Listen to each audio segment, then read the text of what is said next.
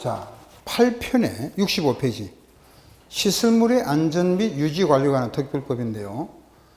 이게 올해부터 또 법명 자체가 바뀌었어요, 이게. 그래서 옛날에 법명은요, 그러니까 올해까지는, 내년부터는 이제 바뀌겠지만, 올해까지는 시설물의 안전 유지에 관한 특별법 이렇게 됐거든요. 아니, 안전이 빠지고 유지 관리에 관한 특별법이겠는데, 이제 안전 및 유지 관리에 관한 특별법에서 법명이 바뀌고 내용이 약간 바뀌었어요. 약간 바뀌었는데, 저도 조금 혼돈이 됩니다. 왜? 자꾸 바뀌니까. 민법은요, 거의 안 바뀌죠. 거의. 요번에 이제, 금치산자, 한연치산자, 요거 이제 조금 바뀌었고, 그거 말고는 거의 바뀐 게 없어요, 민법은. 같이 이제 그 강의한 분 중에서, 민법은 한 30년 강의를 했다 그러면요, 그야말로 눈 감고, 물론 판례는 자꾸 만들어지지만, 제가 만약에 민법 강의를 한 30년 했다면, 글쎄요, 완전히 이거는 그래서 지금도 괜찮을 건데, 저도 선택을 왜 이렇게 이 과목을 했는지 모르겠어요. 매일 바뀌고, 바뀌면 같이 또 우리가 책을 새로 만들어야 되고요. 그 만들어도 이게 민법이라든지 이런 거는 잘 안 바뀌니까 그 책 만들 것도 별로 없어요. 이제 판례만 몇 개 나온 거 있죠? 그런 것만 추가 좀 집어넣고 하면은 이게 금방 문제집도 만들 수 있고요. 또 기본서도 신경 별로 안 쓰고 그냥 만들 수 있거든요. 판례만 몇 개 집어넣으면은 새 책 같아, 또 판례만 넣으면. 근데 이 관계법규는요, 거의 매년마다 거의 다 전면적으로 다 바뀌어요. 거의. 주택법 많이 바뀌었거든요. 근데 우리가 주택법 중에서 하자보수 기간, 옛날에 1년짜리 있었는데 그런 게 없어지고 하자보수도 많이 바뀌고, 또 그러니까 공동택 관리법에 넘어가도 관리상의 어떤 부분도 많이 바뀌고요. 또 건축법도 조금씩 많이 바뀌고, 이게 우리가 하나하나 있잖아요. 안 바뀐 법이 별로 없어요. 예. 근데 이제 그 중에 하나가 이제 이 시설물의 안전 및 유지 관련 특별법인데, 예, 이제 여러분들 시설물이 뭐냐면, 거기 나와 있듯이 교량, 터널, 항만, 댐, 건축물, 대형 건축물, 이런 걸 갖다가 시설물로 표현한다는 거예요. 그러니까 예를 들면은, 가장 보편적으로 시설물 하면은 교량, 터널, 항만, 댐, 이런 걸 말하는 거예요, 시설물이. 근데 그게 1종도 있고 2종도 있고, 이제는 거기 3종? 누가 1종이 아니고 3종으로 해놓으세요, 그게. 인쇄가 잘못됐네. 아니, 시설물이 제1종 시설물이 있고요. 옛날에는 제2종까지 있었거든요. 이번에 개정되면서요, 제3종 시설물까지 이제 종류가 세 가지로 분리다, 이렇게 늘어난 거예요. 그러면은 1종과 2종과 3종을 분리를 할 때 제일 기준이 되는 거는요, 1종은 아주 이제 규모가 대규모입니다. 대규모 시설이다 보시면 되고요. 그 다음 2종은요, 비교적, 요거는 비교적, 소규모입니다. 소규모고, 제3종은요, 그냥 소규모, 적은 거, 규모가 적은 거를 제3종으로 분류합니다. 그럼 예를 들어서, 아주 댐이라도 다목적 댐이 있단 말이에요. 댐이 있는데, 이 댐은 다목적 댐이다 이러면은요, 다목적 댐이 뭡니까, 여러분들? 다목적 댐이. 그냥 단지 우리가 농업용수라든지 공업용수를 담아두는 그런 역할만 하는 게 아니고, 발전을 또 할 수 있고, 용수댐도 되고, 발전도 되고, 여러 가지 목적으로 한다 해서 다목적이거든요. 그럼 이게 다목적 댐은 일종이에요, 거기가. 근데 용수가 비교적 이제 농업용수라든지 목적이 이렇게 다목적이 아니고요. 용수댐. 이런 거는 2종이거든요, 되게. 그럼 나머지가 3종인데, 이런 식으로 가는 건데, 우리가 댐이 아니라 건축물로 보자 말이죠. 건축물만. 교량을 보면 또 교량도 특수교량은 대개 일종입니다. 특수교량. 인천대교 특수교량이잖아요. 현수교라든지 특수교량들은 전부 다 일종이에요. 근데 일반적인 교량은요, 일반적인 교량은 2종이고, 그럼 나머지가 3종이란 말이에요. 요거는 별도로 정하는 거니까, 이거는 별로 신경 안 쓰고 되는 거예요. 네, 그럼 여러분들은 뭐만 신경 쓰면 되느냐? 1종만 신경 쓰면 돼요. 1종만. 네, 일종이 대규모잖아요. 네, 그러니까 예를 들어서 건축물도 대형 건축물이단 말이에요. 대형 건축. 대형 건축물이다.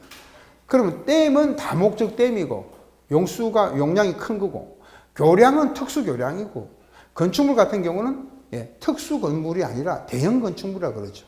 그러면은 얼마만큼의 대형 건축물이냐? 21층 이상이다 이거죠.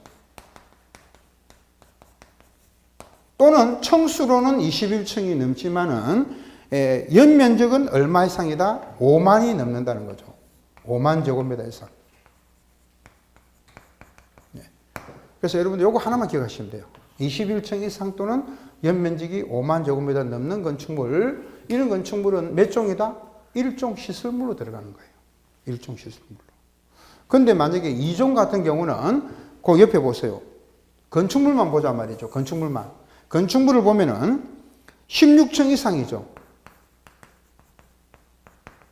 그리고 여기는 뭐라고 되어 있냐면은 연면적은 3만이라고 되어 있어.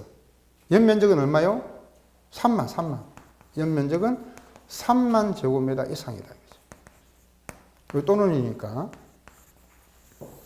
그러니까 요거 두 개는 확실히 기억해야 돼요. 요거 두 개만. 왜 그런데 시설물법에는요, 한 문제밖에 출제가 안 돼. 한 문제. 또는 이제 두 문제인데, 아까 도시 및 주거환경 정비법은 두 문제 딱. 그 다음에 도축법 한 문제. 그건 한 문제. 이건 한 문제 또는 두 문제가 나와요. 이거는. 예.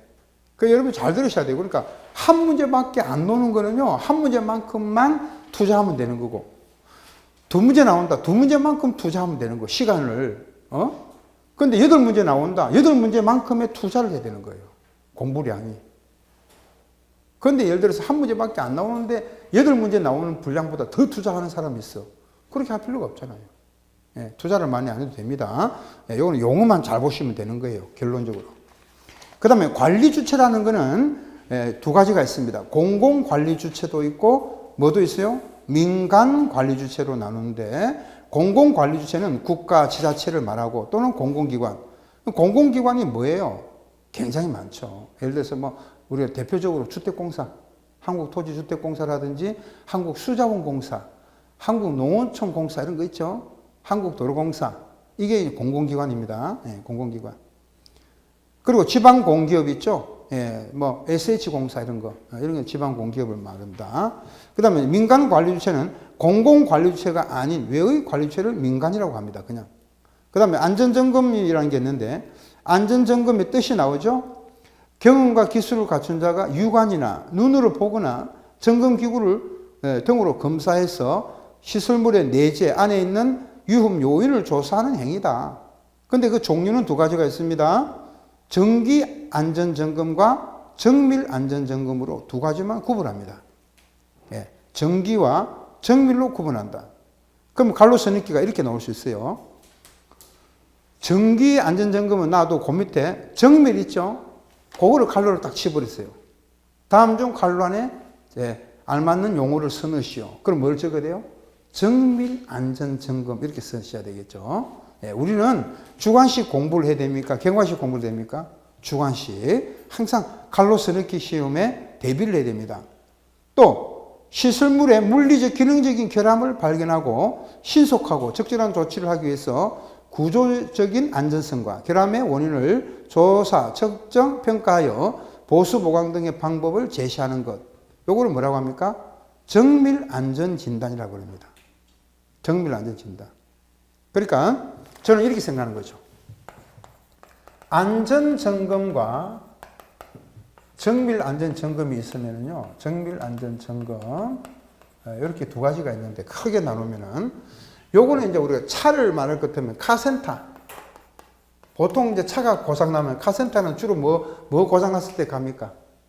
차량이 펑크 나거나, 그죠? 주로 차가 펑크 났다든지, 뭐, 그 다음에 윤활유 이런 거, 윤활유 이쪽 갈 때, 예? 소모품 있죠, 소모품. 이런 것들 되게 이제 카센터 가죠. 그죠? 카센터. 그런데, 만약에 센스. 그 자동차 센스 있죠, 센스. 감응 장치라 그럽니다.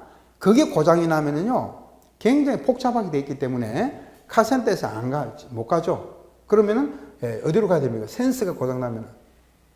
자동차. 정비공장이죠, 정비공장. 1급, 2급 이런 정비공장 있죠? 자동차 정비공장에 가죠. 그러면 자동차 정비공장은 규모가 크고 전부 다 뭐가 됐습니까? 예? 말하자면은 센서가 고장났다 그러면은 정비공장에 가면은 큰 뭐가 있습니까? 예? 점검 기구가 있겠죠. 예? 전부 다 기계장치. 예? 기계장치가 다 돼 있죠. 물론 카센터는 예, 이렇게 조그맣게 돼 있죠. 물론 이거 가지고 이제 우리가 차는 그렇게 하지만 사람은요, 내가 몸이 아프다 그러면 당장 가는 데가 어디입니까? 동네 의원 있죠. 동네 의원 가는데 만약에 내가 조금 더 자세하게 가려면 어디가 됩니까? 종합병원 가야 되겠죠? 예. 종합병원. 그럼 종합병원 가면은 정밀 진단을 받아요. 정밀 검사라 그러죠. 정밀 검사 받고, 동네 의원은요, 그냥 진찰을 그래요, 진찰. 예. 청진기 대고 진찰 받아보죠. 예. 그럼 진찰에 해당되는 거는 뭐예요? 안전점검입니다. 진찰. 그냥 이 건물이 붕괴될 수 있느냐, 붕괴되느냐, 안 되느냐, 이거는 그냥 진찰을 해보는 거예요. 그 초기 단계겠죠. 예, 진찰해보는 건데, 이게 진찰 가지고 안 되는 경우가 있어요. 그럼 뭐다? 심전도 검사라든지, 이거는 직접 기계를 가지고 조사할 수밖에 없죠. 바로 이게 뭐냐? 정밀검사, 종합병원에서 하는 게 정밀안전점검인 거예요. 그러니까 이거는 육안도 되고 사람의 눈으로 보거나 기구를 통해서 하지만은 오로지 요거는 육안은 안 돼요. 육안은 할 수 없고요. 기구만 가지고 점검을 하는 게 정밀 안전 점검이 되는 거죠. 그러니까 이렇게 보시면 돼. 차가 고장이 나가지고 카센터 가는 거는 안전 점검. 센스가 고장 나가 도저히 이거는 카센터에서 할 수가 없어. 그럼 어디 가야 돼요? 자동 정비 공장 가죠? 그런 거는 정밀 안전 점검이죠. 사람이 사람으로 말 것 때문에는 사람이 진찰, 그냥 몸이 아프다 진찰 받으러 가야 됩니다. 예, 진찰 받는 건데, 조금 더 정밀하게 심전도 검사라든지 조금 더 자세한 검사를 받아봐야 돼요. 그런 정밀 검사는 종합병원에 가봐야 됩니다. 그렇죠? 예, 이와 같이 이 건물도 안전점검은 초기 단계를 말하고요. 정밀 안전점검은요, 아주 세부적인 검사를 말하는 거예요. 그럼 기계만 가지고 가야 돼요. 기계가 없으면 안 돼요. 자, 그럼 만약에 여러분들이 만약 관리사무소장으로 갔어요. 물이 누수가 되는 거예요. 누수도 될 수 있고요. 건물이. 그 다음에 누전. 누수. 물이 새는 거. 누전. 전기가 누전이 될 수 있죠. 가장 겁나는 게 뭡니까? 누전도 겁나지만 누수입니다. 저는. 누수는요, 이 건물 전체를 파괴시킨다고. 어디가 새는지 몰라. 그러면 예를 들어서 어떤 분이 아파트는 관계없는데 단독주택 같은 경우는요, 수도료가 한 달에 16만원씩 20만원씩 나와요. 한 달에. 재개발 지역 여러분도 안 가보셨지만은요, 제가 그 동네 살고 있는데 어떤 단독주택은요, 이 수도료가 25만원, 20만원씩 나와요. 누수가 된다는 거죠. 그거는 누수를 탐지할 수 있는 기계가 있어요. 기계가 있어가지고 기계로 탐지를 해야 되거든. 눈으로 못 봅니다. 눈으로 못 본다고. 그런 거는 누수 탐지기가 있어야 돼요. 자, 그 다음에 만약에 바다에 가서 낚시를 하죠. 낚시를 하는데 이 고기잡이 되게 어선들은요, 어탐기가 있어요. 어탐기. 예, 어탐기가 있어가지고요, 손으로 쏩니다. 손을 있죠? 예, 탐지기를 쏘면은요, 고기 모양으로 나타나요, 밑에가. 예, 이게 수심이 이렇게 딱 있죠. 예, 10m, 20m, 30m. 이게 30m에 막 이렇게 나타납니다. 고기 모양으로 이렇게. 새까맣게 열이. 예, 어탐기가 다 있어요. 어탐기가 없으면 낚시 못 합니다. 마찬가지로 정밀 안전 점검이라는 거는요, 아주 이제 기구만 가지고 우리가 하는 것처럼 이렇게 세부적인 점검을 하는 거죠. 그런데 보통 시설물은요, 댐을 봅시다. 댐은 급만 약간 가도 이거 무너집니다. 이 압력 때문에, 물의 압력 있죠. 금이 약간 갔죠. 그럼 조금 있으면 파괴된다는 뜻이에요. 그만큼의 세부 정밀 점검이라는 거는요, 눈으로는 안 보이는 게 있어요, 눈으로. 근데 눈으로 안 보이는 거는 기계가 이제, 기계가 있죠? 받아내거든, 이게. 파장 검사라든지 해보면요, 나타나게 돼 있거든. 그래서 그런 검사를 정밀 안전 진단이라고 한다는 거지. 근데 만약에 여러분들 칼로스니키 시험에 나온다면은 안전 점검을 안전 진단으로 썼어. 그럼 맞게 할까요? 틀리게 할까요? 안전 점검인데 안전 진단으로 써버렸네? 또 이거는요, 정밀 안전 점검입니까? 진단입니까? 진단이죠. 근데 만약에 진단을 점검으로 썼네? 그러면 또 한 문제 틀리는 거예요. 그래서 요거는 정밀 안전 점검이 아니고 정밀 안전 진단이라 해야 됩니다. 진단. 정밀 안전 진단. 정확하게 쓰셔야 돼요. 그 다음에 이번에 바뀐 게, 옛날에는요, 안전 점검에는 긴급 점검이라는 게 있었는데, 이제는요, 긴급 안전 점검이라는 거는 별도로 봐야 된다. 별도로. 그래서 시설물의 붕괴, 전도, 이 재난재해가 발생할 우려가 있는 경우에 시설물의 물리적, 기능적 결함을 신속하게 발견하기 위해서 실시하는 점검을 뭐라고 하는가? 이때는 긴급 안전 점검이라고 한다. 이렇게 되겠죠. 그래서 우리 시험은 어렵게 나오지 않고 이런 용어, 긴급 안전 점검의 뜻, 그런 게 나온단 말이죠, 시험에. 그 다음에 내진 성능 평가라는 게 있는데, 과연 이 시설물이 지진에 견딜 수 있느냐 없느냐, 이거를 어떤 설계 기준을 정해놓고 그 기준에 따라 평가하는 것을 내진 성능 평가라고 합니다. 그래서 말 그대로 지진에 견딜 수 있는 그런 힘이 있는가 없는가, 이거를 평가하는 것을 뭐라고 하죠? 내진 성능 평가다. 갈로 시너기 시험에 거의 저는 이거는 90% 나온다고 보는 거죠. 항상 내진 성능 평가 용어가. 그래서 내년 시험에 만약에 한 문제가 만약 객관식, 주관식 나온다면은 저는 내진 성능 평가, 이 선 넘는 갈로 선있게 선 넘는 문제가 나오지 않겠느냐 보는 거예요. 그 다음에 도급이라는 거는요, 대가를 지급하기로 하는 약정 계약을 말하죠. 도급. 그래서 계약의 유형이 민법에는 전형 계약이라 그럽니다. 전형 계약. 그죠? 전형 계약 중에서 뭐 우리가 이제 뭐 임대차도 전형 계약이고, 그 중에서 이제 14가지가 있어요. 14가지 계약 중에서 그 하나가 들어가는 게 요거 뭐냐? 도급 계약이라는 게 있어요. 도급 계약. 그러니까 도급이라는 게 뭐냐면요, 일을 하기로 약정하는 거예요. 일을 하기로 약정. 그래서 일을 하면 그 사람은 뭘 해줘야 돼요? 대가를 지급하는 거죠. 나는 일을 해주고, 저 사람은 뭐 그 일에 대한 대가를 지급하는 계약입니다. 예?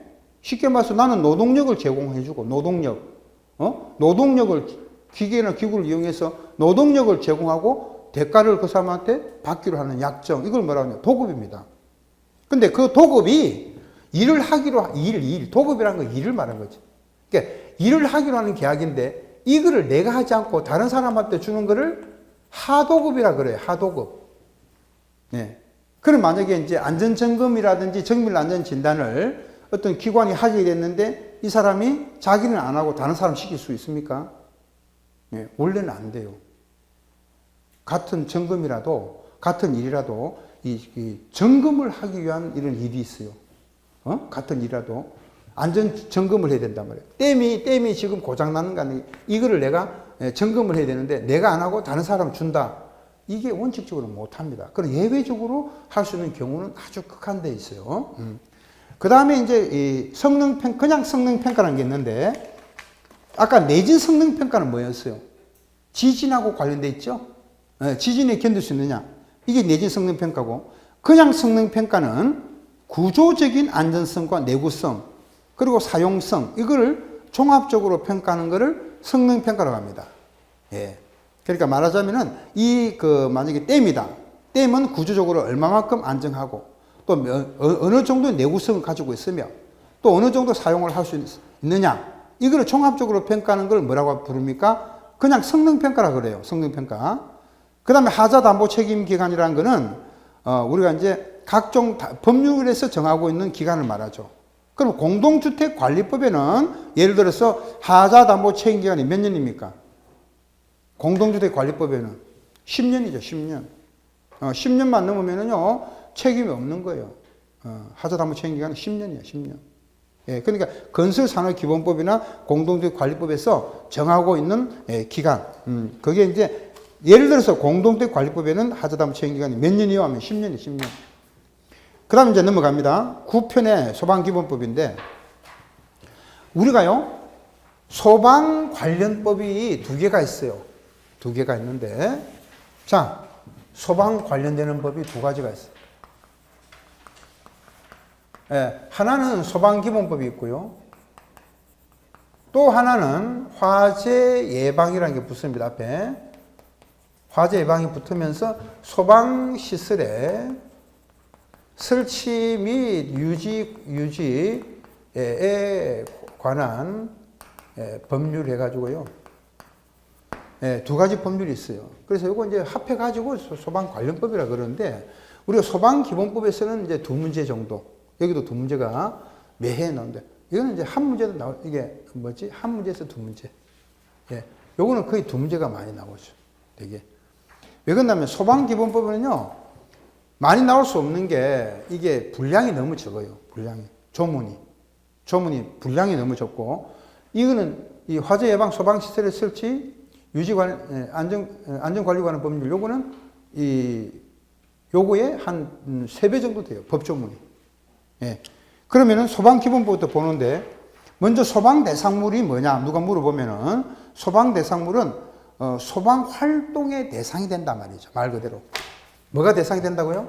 소방활동의 대상이 되는 물건이다.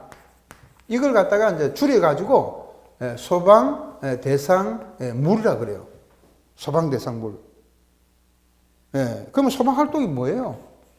화재가 났을 때 화재를 진압하고, 그 다음에 인명을 피난시키고, 인명을 구출하고, 이런 활동을 우리가 소방활동이라 그래요.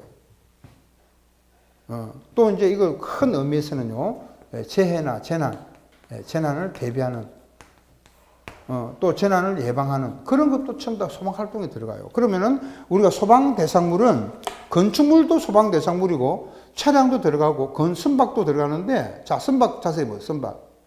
선박은 항구 안에 메어둔 선박이 하나인다고 했죠. 그럼 그 옆에 적어 놓습니다. 옛날에 시험에 이게 나왔어요. 다음 중 소방대상물이 아닌 걸 골라라. 1. 건축물, 2. 차량, 3. 선박 이렇게 되어 있는데 항해 중인 선박 딱 넣은 거예요. 항해 중인 선박. 요거 적어 놓습니다. 예. 선박이라도요, 항구에 정박 중인 선박은 소방대상물이에요. 근데 항해 중인 선박은 뭐가 아니다? 소방대상물이 아니다 이거죠.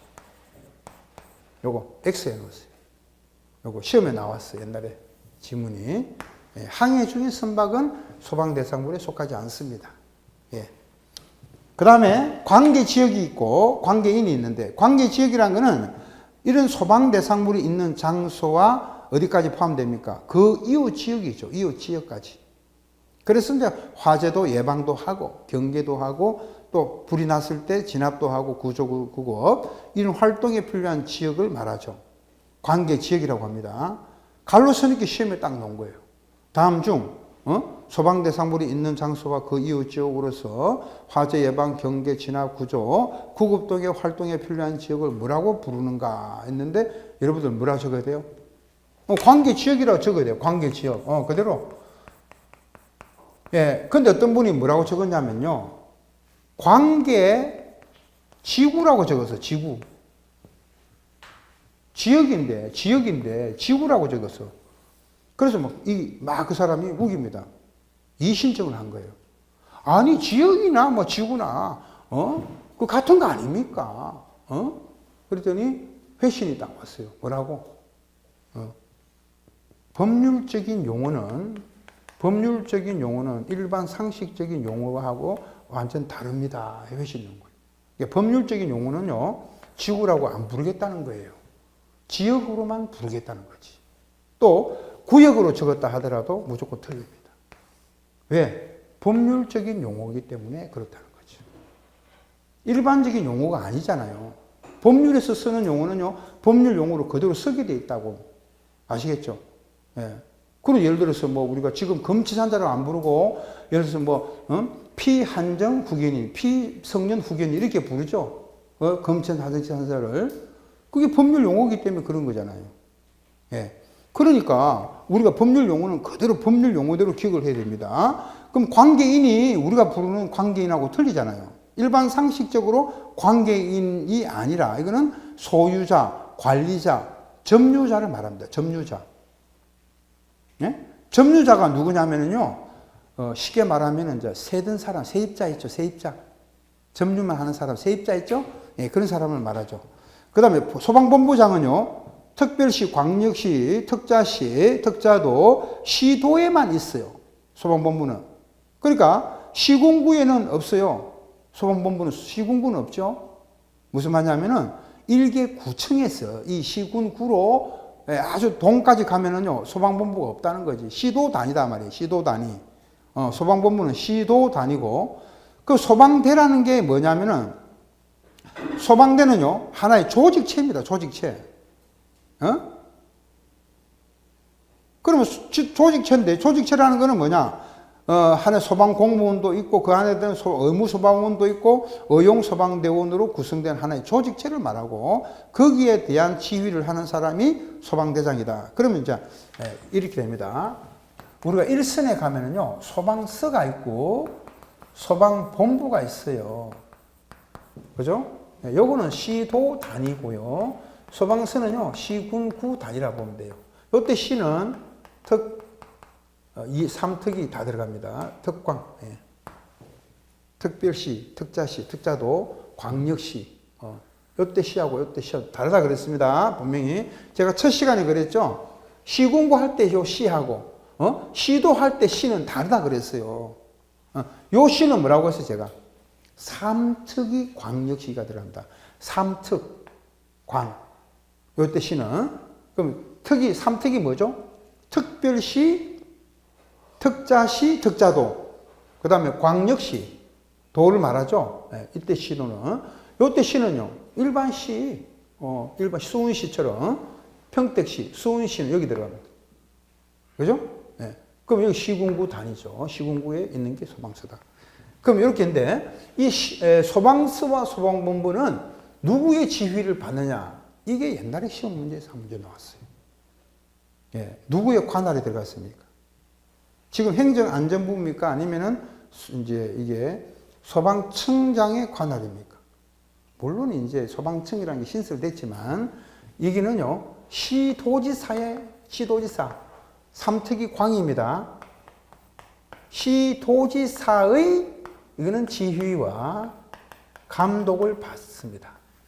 예, 소방서장과 소방본부장은요, 소방서장과 소방본부장이죠. 이 사람들은 시도지사의 감독을 받는 지휘와 감독.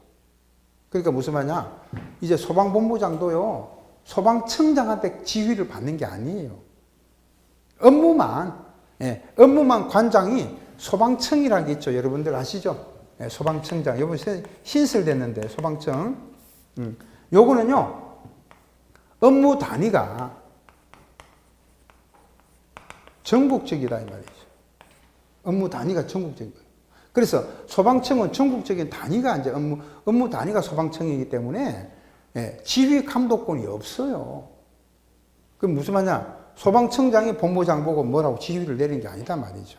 그 관할 구역에 있는 시도지사의 지휘와 감독을 받는다. 이게. 그리고 경찰 조직하고 완전히 달라요. 경찰 조직은요, 순경, 경장, 경사, 경위, 경감, 경정, 총경, 치안감, 치안정감, 뭐 이렇게 쭉 올라가면은 마지막에 뭐가 있습니까? 마지막에. 행정, 지금 뭐죠? 행정안전부, 장관까지 가죠, 지금. 옛날에 내무부, 장관까지 가잖아요. 이거는 쭉 가보세요, 지금. 행정안전부로 안 가잖아요, 지금.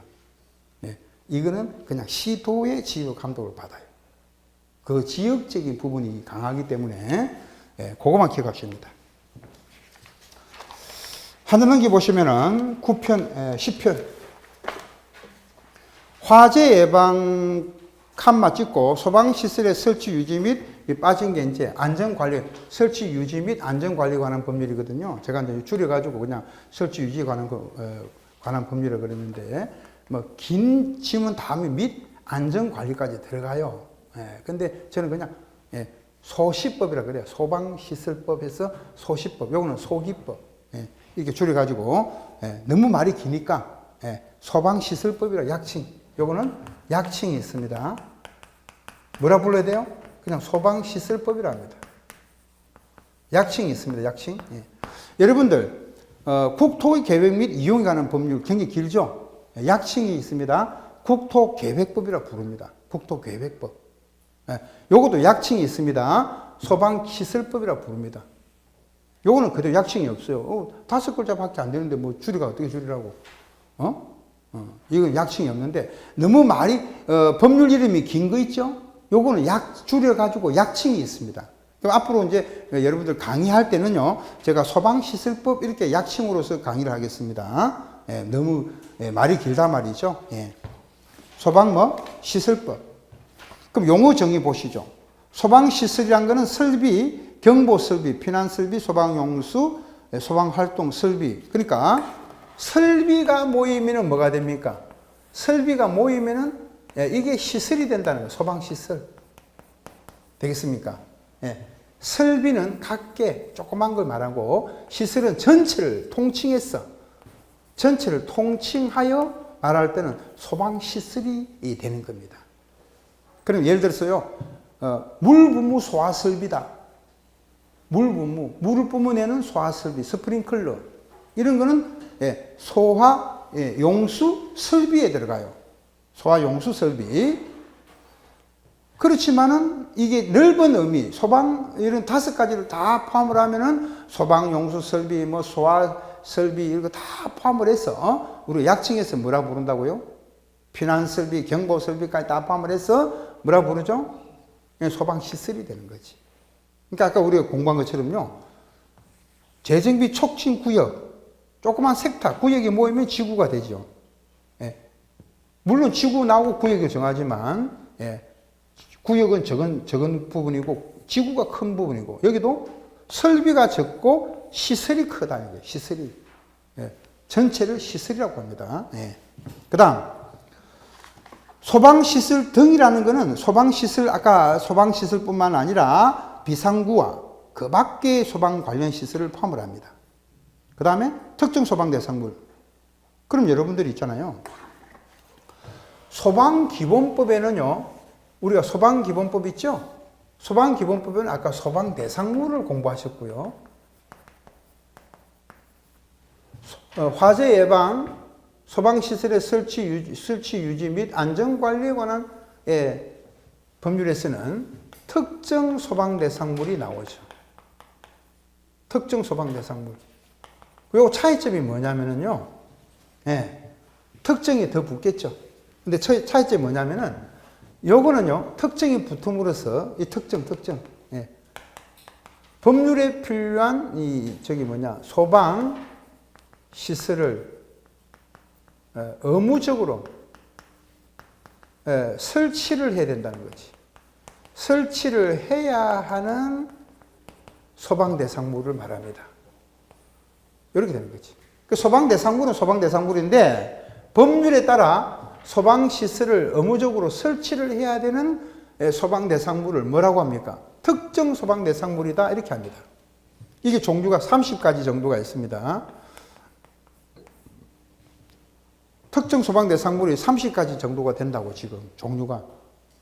왜? 우리가 건물만 하도 용도가 몇 개입니까? 건물의 용도만 하더라도 29개 용도가 있잖아요. 건물의 용도만, 종류만 하더라도 29개가 있죠. 그런데 여기는 단독 단독하고 공동을 묶어가지고 한 개로 보는 거예요, 한 개로. 한 개로 보고, 그 다음에 뭐 지하구, 지하가 뭐 이런 걸 다 포함을 해서 복합 건물까지 포함해서 소방대상물인데, 특히 재밌는 게 말이죠. 건축물은 다 거기가, 건축물의 용도는 여기 다 들어가요. 다 들어갑니다. 특수소방대상물에. 그러면 문화미 집회시설, 뭐 교육, 연구시설, 어쨌든 간에, 건물의 종류, 건물은 다 이게 특정소방대상물에 들어가겠죠. 그 특정소방대상물은, 건축물은 거의 다 들어갈 거고, 그 다음에 지하구라는 게 있어요. 또 지하가라는 게 있고, 그 다음에 이제 뭐지? 문화재 있죠. 문화재는 건축물은 아니죠. 예, 근데 문화재도 이 특정소방대상물에 여기 포함이 됩니다.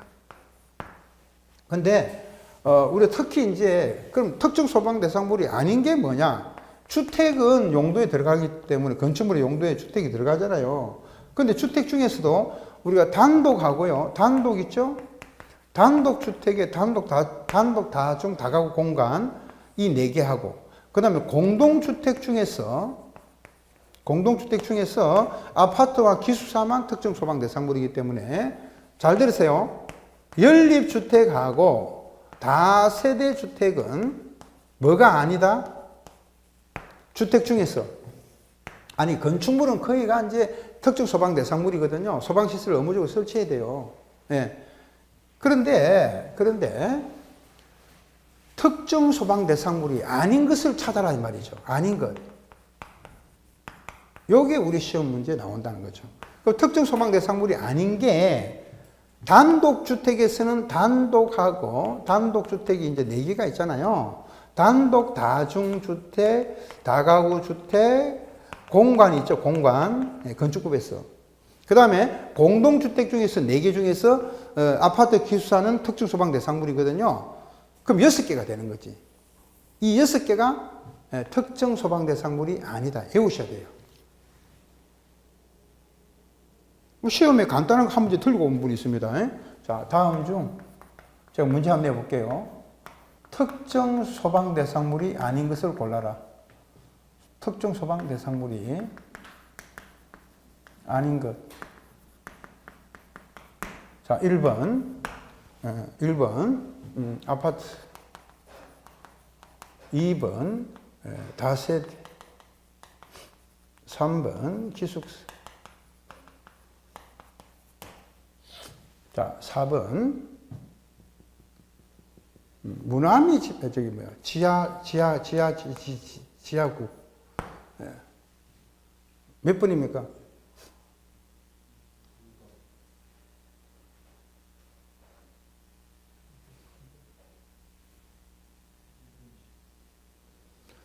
자, 아파트하고요, 기숙사 여기 없죠? 예? 특정이다 말이에요, 특정. 그러면 다세대는 어디 있습니까? 다세대는 여기 아닌 것에 들어가죠? 답은 2번이죠. 그런데 지하구는 여기 있잖아요, 지하구. 지하구는 특정 소방상물이라고 그랬죠. 예. 근데, 이거 외우셔야 된다니까? 지금 이거 한 문제만 이렇게 된 게 아니고, 5번에 예를 들어서 뭐, 문화재가 나왔어, 문화재. 이렇게 문제를 구성한단 말이에요. 근데 가장 간단한 거지만은 특정 소방 대상물은요, 이렇게 소방시설을 의무적으로 설치해야 되는데, 이런 것까지 다 소방시설을 설치한다면은 이 국민들의 부담이 너무 크단 말이지. 국민들이 전부 다 그러면 소화기 다 사라고, 근데 우리가 이제 그 옛날에는요, 스프링클러가 11층 이상의 건물이 있죠. 예? 11층 이상의 건물은 전부 다 의무적으로 예를 들어서 스프링클러를 설치해야 된다고. 자동적으로 화재가 발화가 되면 자동적으로 물을 뿜어내는 게 이제 스프링클러잖아요. 스프링클러. 이 스프링클러를 11층 이상인데 2번에 개정이 돼가지고요. 6층 이상이 되더라도 스프링클러를 설치 의무적으로 돼 있거든. 6층 이상만. 그럼 이제 앞으로 뭐가? 스프링클러 회사가 돈 벌게 돼 있죠. 아니, 스프링클러가 필요할 거 아니야. 옛날에는 11층만 했는데 6층만 넘어도 스프링클러 다 설치해야 되잖아요. 그럼 스프링클러 회사들이 이제 돈 번단 말이죠. 이게 법이 개정이 되면. 앞으로 장담하건대 소방시설하고 관련해가지고 이제 투자하실 분 있죠? 무조건, 예. 이 광급 공사 그런 걸 갖다가 하나만 맡으면은요 돈 벌게 돼 있어요. 의무적으로 해야 되니까. 의무적으로 해야 되잖아요. 그러면 어떻게? 안 하고는 안 되잖아요. 그러면 돈 벌지. 무조건 그 공사를 떠맡고 다른 사람은 할 수가 없죠. 예, 일정한 자격이 있는 사람은 하죠. 그러니까 이 자격을 아무나 주나 말이지. 그죠? 예, 그러니까 시설 관리업자만 준단 말이에요. 그러니까 그런 사람들이 예, 이제 앞으로 돈 벌게 돼 있단 말이에요. 아무나 돈 못 벌고. 이런 것도. 예. 그래서, 자, 거기 보면은 특정 소방 대상물, 그 다음에 소방용품이란 거는요, 말 그대로 제품도 있고 기기. 예를 들면요, 예를 들면은, 우리가 이제 용품 중에서 우리 그 헤드 있잖아요. 아니, 헤드란다. 저기 뭐지? 소방 호스 있죠? 소방 호스도 분리를 하면요, 앞에 헤드가 있어. 이게 헤드 있고, 이 헤드에 낀구는 거거든, 이게. 소방 호스를. 헤드를 따로 팔아요, 이거. 따로 이게 구입을 해야 됩니다. 예. 이게 이제 오래되면은 이게 녹슬거든요. 그럼 헤드만 바깥 끼워야 돼요. 그러면 소방용품이라는 거는 부소품뿐만 아니고요. 완제품을 전체 통칭해서 소방용품이라 그러고, 소방시설은 아까 말씀드린 대로 5개. 소화설비, 소화용수설비, 뭐 이런 식으로, 비난설비, 그런 경보설비, 이런 식으로. 이런 식으로 이제 돼 있는 게 소방시설이고, 무창층이라는 거는 이제 창문이 없지만은, 다음에, 이렇게 아주 작은 창문을 가지고 있는 층. 예. 그래서 이제 그 조건이 있습니다. 예? 계구부라는 게 있습니다. 계구부의 합계. 계구부라는 게 뭐냐면은, 거기 적어 놓으세요. 계구부라는 게 뭐냐면요. 우리가 열려 있는 구멍이 있는 부분이단 말이에요. 열려 있는 구멍이 있는 부분. 예를 들어서, 우리 한자말이 어렵습니다. 한자말이. 예. 창문과 출입문을 말합니다. 출입문. 계구부 있죠? 예. 그럼 창문이라든지 출입문을 면적 있죠? 요 면적을 전부 다 더하는 거야. 더하기 하는 거예요. 그 더하기 면적이 무슨 면적보다도 바닥 면적의 얼마? 30분의 1 이하가 되는 층을 말합니다. 예, 지상층으로서. 얼마 이하다? 30분의 1 이하. 그 바닥 면적이 만약에 예를 들어서 500이단 말이야. 500. 예? 500인데 이 창문과 출입문은 아주 작아요. 면적을 합해봤자 30분의 1도 안 돼. 그러면은 그 층은 무슨 층이 되는 거예요? 무창층이 되는 거죠. 무창층이 돼갖고, 이제 뭐죠? 조건이 까다롭습니다. 그럼 이제 창문도 크게 해야 되고, 창문이 이제 크게 해야 됩니다. 크게 하고, 또 이제 사람이 탈출이 가능할 수 있도록 만들어줘야 된다는 거지. 안 그러면은 전부 창문을 너무 작게 할 수밖에 없다. 뭐, 예를 들어서 뭐, 그런 곳이 많죠. 예를 들면 뭐, 경비 목적으로 하는 게 있어. 미술품이라든지 아주 고가의 물품이 있죠. 그런 데는 창문을 적게 만들잖아요. 고가의 물품 파는 데는. 그런데 그런 창고라든지 고가의 물품이 있죠. 그런 데는 이제 뭐 창문을 적어도 관계가 없어요. 그런데 이렇게 뭐 우리가 생활하는 부분은 창문이 너무 적어버리면 사람이 있을 때 탈출하기 어렵죠. 네. 그래서 이제 이렇게 조금 무창층 규제가 있습니다. 피난층, 지상으로 출입구가 있는 층을 말합니다. 그 다음에 전기사업법인데, 이 전기사업법이 두 문제가 나올 수 있어요. 두 문제. 그럼 전기사업법은 전기사업이 5가지가 있단 말이죠. 발전사업이라는 것은 말하자면 전기를 생산만 하는 거고, 송전은요, 배전사업자한테 전기를 공급한다. 송전하죠. 배전사업은 나눠준다는 거죠. 배급한다는 뜻입니다. 배급. 그 다음에 전기 판매는 말 그대로 판매만 하는 겁니다. 구역전기라는 거는요, 조그만 섹터, 구역 안에서 전력시장을 통하지 않고 바로 전기 사용자한테 공급합니다. 그래서 이제 이 발전 설비 자체가 35,000kW 이하다 이렇게 합니다. 그 다음 전력시장은 한국전력거래소가 개설한 시장을 말하고요. 전력계통이라는 거는 전기 흐름을 통제하고 관리하는 체제를 말하죠. 전력계통은. 보편적 공급이라는 뜻은 전기 사용자가 언제 어디서나 적정한 요금으로 전기를 사용할 수 있도록 전기를 공급하는 것을 보편적 공급이라는 뜻입니다. 그 다음에 전기 설비가 종류가 세 가지인데, 전기 사업용도 있고, 일반용도 있고, 자가용이 있어요. 그럼 대개 우리가 쓰고 있는 전기는 일반용입니까? 자가용입니까? 일반용이죠. 대개 가정에 있는 게 일반용이잖아요. 일반용은 전압이 얼마예요? 600V 이하입니다. 예, 전압이. 용량은 이제 75kW 미만이고요.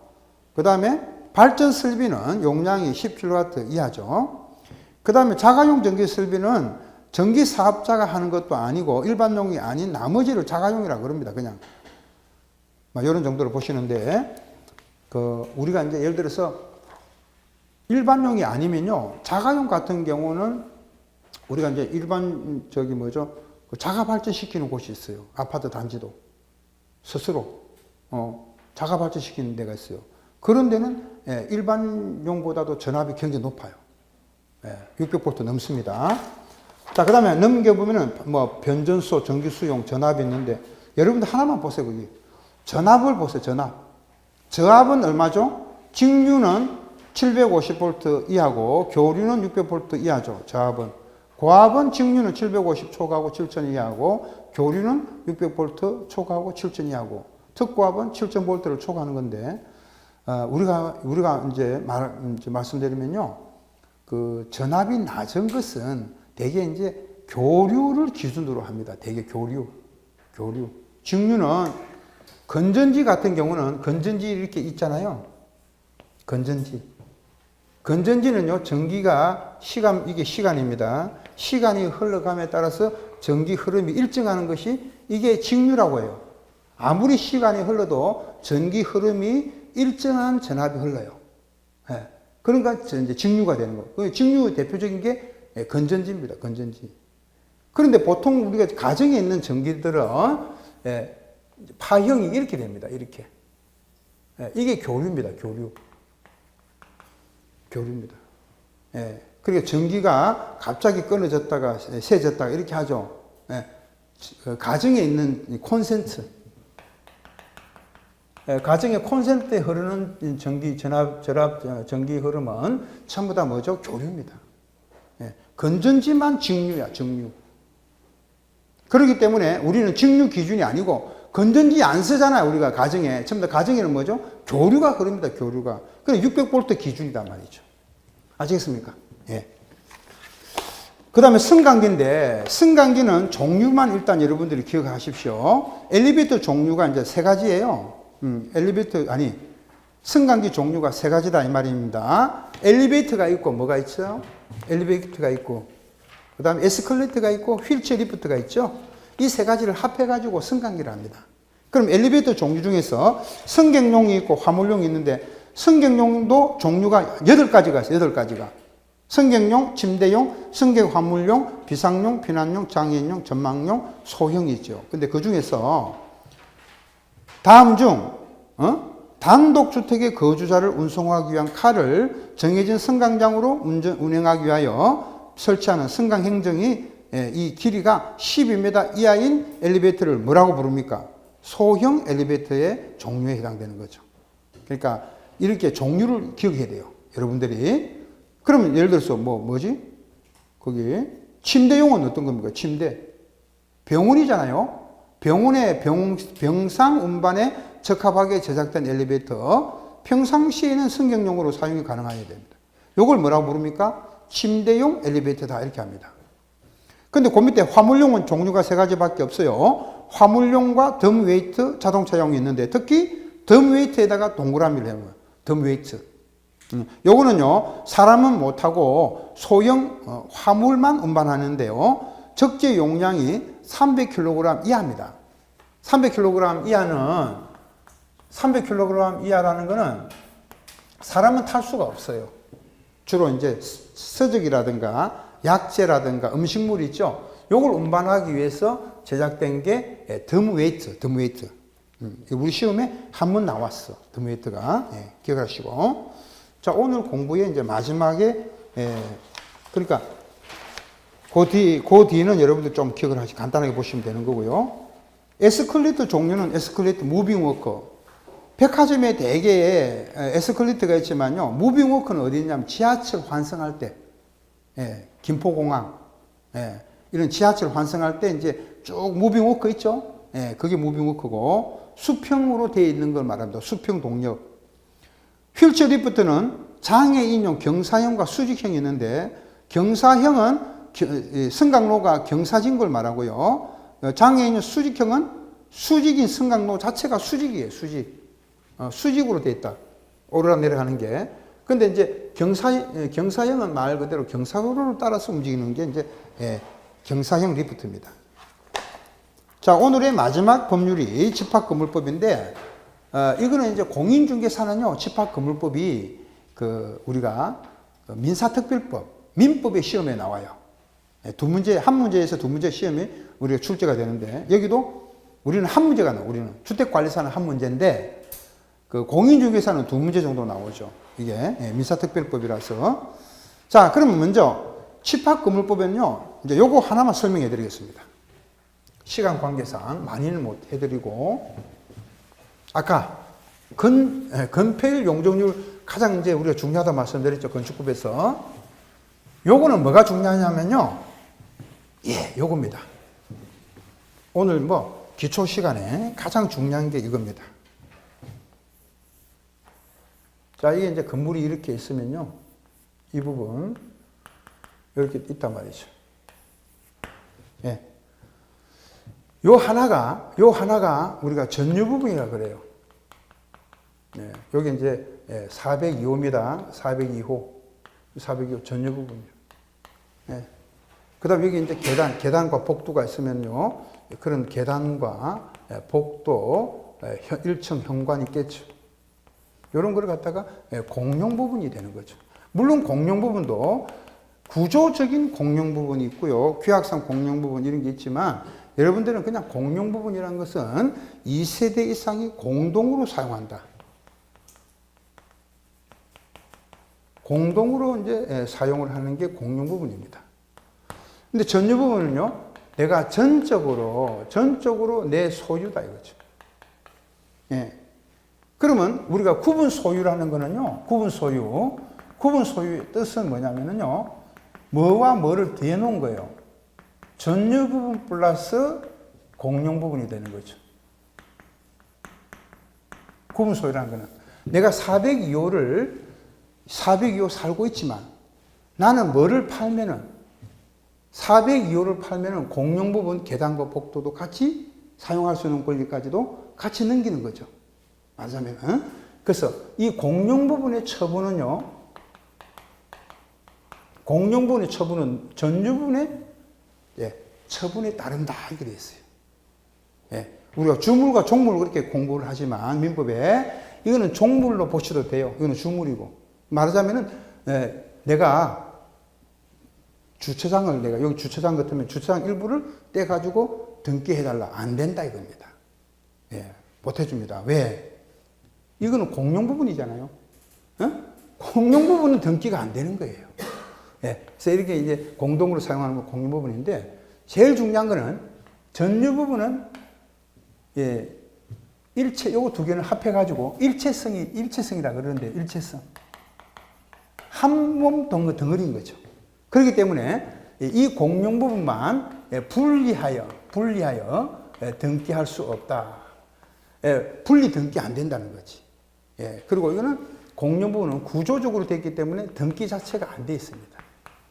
이거는 분리도 안 되고요. 구조적으로 되어 있기 때문에 등기를 안 해준다. 자, 여러분들은 말이죠. 아파트 살고 있는 분들을 이렇게 보면요. 현관이라든지 계단 폭도가 등기되어 있습니까? 등기 안 돼 있습니다. 왜? 당연하게 되어 있는 공용 부분은요, 등기를 하지 않는다 이 말이죠. 당연적으로 되어 있는 구조적인 공용 부분이 있죠. 특히 이걸 구조적인 공용 부분이라고 합니다. 처음부터 구조적으로 생겨 먹을 때 2세대 이상이 공동으로 사용하게 돼 있어. 근데 등기해달라 안 해준다 이겁니다. 그 다음에 이 대지 사용권이라는 게 있어요. 대지 사용권. 요거는 등기법에 가면은 이거를 대지권이라고 부릅니다. 등기법에서는 이걸 대지권이라고 그러는데, 대지권은 비율로 나타나죠. 아까 수평적인 개념 8명 같으면 8분의 1. 8분의 1 대지권이죠. 그 내가 지분으로 나타나죠. 지분. 대지권의 대지 사용권은 전유 부분의 지분으로 나타나잖아요. 8명 있다. 8분의 1로 나타나잖아요. 근데 이 대지 사용권은 마음대로 이것만 처분할 수 있습니까? 안 됩니다. 그럼 어떻게? 이 대지 사용권도 뭐에 따른다고? 전유 부분의 처분에 따른다 말이죠. 그럼 결론이 나왔습니다. 자, 결론 뭐라고? 뭐만 처분하면은, 전유 부분만 처분하면은 뭐를 처분한 걸로 보고, 공용 부분도 처분한 걸로 보고, 또 뭐? 대지 사용권도 처분한 걸로 본다 이 말이죠. 다시 갑니다. 402호를 팔았어, 내가. 매도했습니다. 402호를 팔았을 때 나는 뭐를 판 걸로 보겠다? 공용 부분과 또 대지 사용권을 판 걸로 본다는 거예요. 이해됩니까? 이제? 그래서, 자, 다시. 공용 부분도 뭐의 처분 따른다고? 전유 부분의 처분에 따르고, 또 대지 사용권도 무슨 처분에 따릅니까? 전유 부분의 처분에 따르게 돼 있어.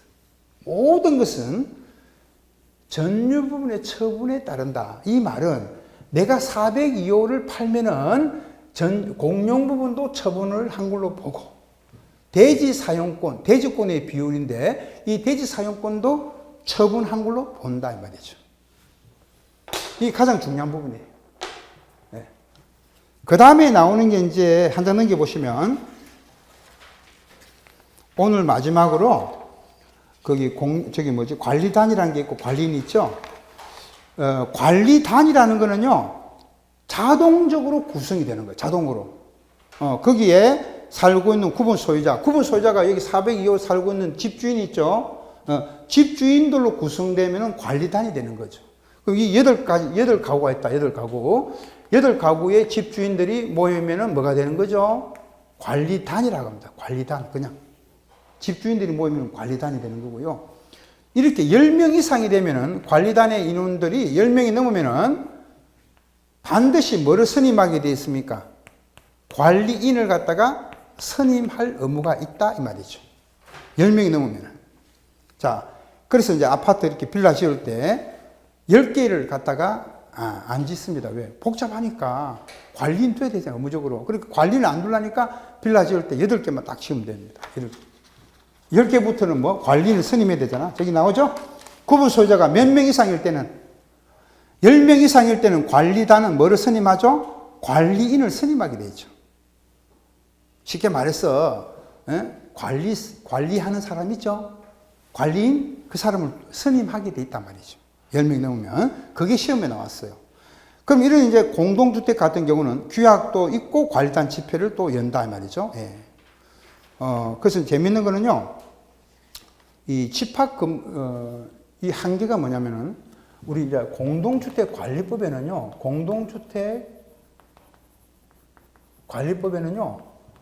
요거 이제 공동주택의 이때는 관리 규약이라고 합니다. 그런데 이제 집합건물법에는 같은 아파트를 하더라도 이거는 그냥 규약이라 그래요. 그냥 규약이라 그래요. 그럼 요 중간, 여기 집합건물법이 뭐냐면은요, 이 의무관리 공동주택이 있습니다. 의무관리, 지난번에 공부했죠? 300세대 이상, 150 이상으로서 승강기 설치된 거, 150 이상으로 중앙집중시 지역난방, 150 이상의 주택과 주택이 아닌 용도 동일 건물. 이게 의무관리죠? 의무관리가 아닌 것은 집합건물법 규정을 적용받게 되어 있습니다. 소규모, 말하자면 소규모 의무관리가 아닌 것은 공동주택 관리법은 주로 의무관리 쪽이고요. 의무관리 대상 공동주택은 공동주택 관리법에 적용을 받고요. 의무관리가 아닌 것은 소규모 공동주택이 있잖아요. 소규모 공동주택은 무슨 법 적용받아요? 집합건물법 적용을 받게 되었다 말이죠. 그럼 예를 들어서 우리 아파트가 100세대밖에 안 돼. 나홀로 아파트예요. 나홀로 아파트는 무슨 법 적용받고? 집합건물법 적용받겠죠. 나홀로 아파트는. 100세대밖에 안 되는 거는, 그럼 100세대밖에 안 되는 거는 집합건물법에 따라서 관리단 집회를 열어야 되는 거예요. 규약도 집합건물법에 적용을 받아서 규약을 만들어야 되고, 또 관리인 선임해야 되고. 아시겠습니까? 법률이 적용받는 법률이 완전히 달라. 그 어떤 분은 그럽니다. 아니, 선생님, 우리 아파트가 50세대밖에 안 되는데, 그러면 50세대밖에 안 되는 공동주택관리법 적용 안 합니까? 안 합니다. 안 합니다. 공동주택관리법은 무슨 규모만? 의무관리 대상일 때만 요거 적용한다 보시면 돼요. 그 다음에 집합건물법에는 나머지 소규모 50세대, 100세대 이런 거 소규모 공동주택은 집합건물 소유 및 관리관한 법률에 따라서 관리하게 됐어요. 되겠습니까? 예, 그게 이제 기초 강의 때 가장 중요한 게 그 구별을 하는 거예요. 의무 관리냐 아니냐. 그럼 의무 관리는 얼마냐? 300 이상, 150 이상으로서 승강기, 150 이상의 중앙집중식이나 150 이상의 지역난방 방식으로 되어 있는 거, 또 150 이상의 주택과 주택이 아닌 용도 동일 건물, 동일 건축물, 이게 의무 관리 대상이란 말이죠. 요번에 우리 시험에 의무 관리 대상이 아닌 것을 골라라 해서 시험 문제 나왔어요. 예. 저는 이제 그런 거는 지금 아주 기초 중에서 기초이기 때문에 설명도 안 했어요. 설명도 안 했어요. 예, 그런 거는 다 이제 기본적으로 방석을 하나 깔아주고 한 문제 정도는 맞추게끔. 빵점은 안 오겠죠. 예, 그러니까 기본적으로 한 2개 정도는요, 아주 기본적인 문제가 나와요. 기초적인 문제가. 오늘 공부한 것만 잘 해도요, 저는 한 30점에서 40점 맞고 들어가요. 요거만. 거짓말 아니에요. 요것만 잘해도 30점, 40점 맞고 들어간다 보시면 돼요. 예, 요것만. 그러니까 이 오늘 이제 여러분들이 여기 나오는 내용만 잘 알아도요, 그 기본적인 내용만 잘 알아도 충분해요. 거기에다가 이제 여러분들 그 이제 일주일 후에 아니죠. 요번에 이제 6일부터 개강하겠죠. 월요일부터. 그럼 개강하면은 아마 새 책이 나올 겁니다. 기본서가. 그러면 이제 2달 완성을 해갖고요, 기본서를 가지고 이제 공부를 하는 거예요. 기본서 분량이 약 900페이지 됩니다. 900페이지. 850에서 약 900페이지 정도 되는데, 이제 그때는 그 기본서를 뭐 밑줄 쫙 해가지고 공부해가지고 절대 안 됩니다. 예. 강의를 들어봐야 돼요. 강의를 안 들으면요, 완전히 뭐가 중요한지 뭐가 중요하지 않은지 집에서 공부하잖아요. 그런 분들은 공부량이 많아져가지고, 이게 뭐를 공부할 줄 몰라. 그러면 또 안 되는 겁니다. 예, 그래서 시험은요, 항상 나오는 데가 또 나와. 시험이. 예, 안 나오는 데는 죽으라고 안 나와요. 어쩌다가 나오는 거는 나오는 게 아니죠. 그래서 그런 거를 시험에 나온다, 안 나온다, 이거를 강사가 시킨 대로 하시면 됩니다. 예? 자, 저는, 이 그룹으로서 이제 입문서 정도는 너무, 이렇게 깊이 있게 들어가면 또, 여러분들이 기본서의 내용에서 다시 한번 또 반복이 될 거니까요. 그때 가서 좀 더 다스하게 공부를 하도록 하고요. 자, 한 달 동안 여러분들 입문서 공부를 하시는 고생 많았고요. 자, 기본서를 가지고 다시 여러분들 만나 뵙도록 하겠습니다. 수고했습니다. 예, 감사합니다. 예.